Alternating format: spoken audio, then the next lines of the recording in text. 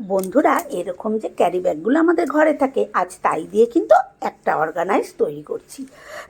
তার জন্য একটা ক্যারি ব্যাগকে নিচের দিকে যে জয়েন্টটা থাকে ওটাকে কেটে নিয়ে তারপরে সাইড থেকেও ওটাকে কেটে বড় করে নিলাম। তারপরে 16 ইঞ্চি বাই 16 ইঞ্চি ফিতে দিয়ে মাপ দিয়ে দাগ দিয়ে নিয়েছি, দিয়ে কেটে নিলাম। তারপরে সেটাকে 4 ভাঁজ করে তারপরে এরকম দেখো সরু করে ত্রিভুজের মতন করে ভাঁজ করে নিয়েছি।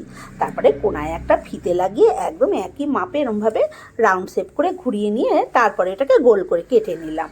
এবার ওই রকম মাপ করেই একটা বিছানার চাদরের টুকরো দিয়েছি, তারপরে হচ্ছে প্লাস্টিক বড়িটা দিলাম, তারপরে দিয়ে দিয়েছি একটা ভালো কাপড় অস্ত্রের টুকরো দিয়ে তারপরে 4-5টা সেলাই করে পুরো এরকম দেখো চাকার মতন সেলাই করে নিয়েছি। প্রথমে প্লাস চিহ্ন, তারপরে আবার কোনায় কোনায় সেলাই করে নিলাম। তারপরে গোল যে টুকরোটা তৈরি করলাম তার 4-5টা মেপে নিলাম, মেপে নিয়ে হয়েছে 50 ইঞ্চি। তা আমি এখানে 51 ইঞ্চি একটা কাপড়ের টুকরো নিয়ে নিয়েছি।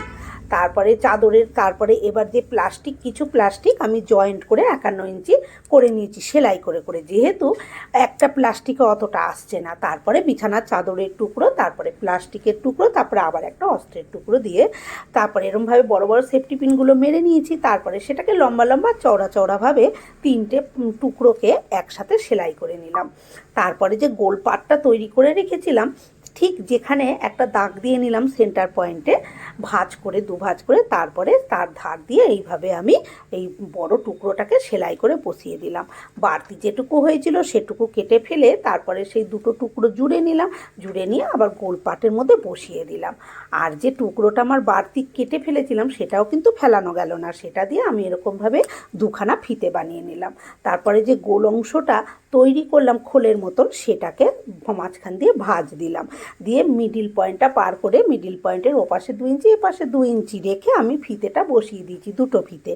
তারপরে একটা 2.5 ইঞ্চি মাপের এরকম কাপড়ের টুকরো ওই ফিতের ওপরে দিয়ে এইভাবে ঠিক সেলাই করে নিলাম। তারপরে উল্টে ভেতর দিকে এই যে দেখো পট্টিটা এভাবে সেলাই করে দিচ্ছি। পুরো পট্টিটা সেলাই করা হয়ে গেল। এবার যে নিচের দিকে গোল পাটটার উপরে লম্বা পাটটা বসিয়েছিলাম সেখানে সেলাইটা দেখা যাচ্ছে, তাই সেখানটাও এরকম একটা 2 ইঞ্চি মতন কাপড়ের টুকরো দিয়ে পট্টি দিয়ে দিলাম। প্রথমে এক পাট সেলাই করে নিলাম, তারপরে আবার ঘুরিয়ে এই যে দেখো পট্টির মতন করে সেলাই করে দিলাম। এটা কি তৈরি হলো এবার দেখাচ্ছি। আমাদের ঘরে যে লন্ড্রি ব্যাগগুলো টাকা দিয়ে কিনে আনি এরকম একটা তৈরি হলো। ভিডিওটা কেমন লাগলো কমেন্ট করে অবশ্যই জানাবেন।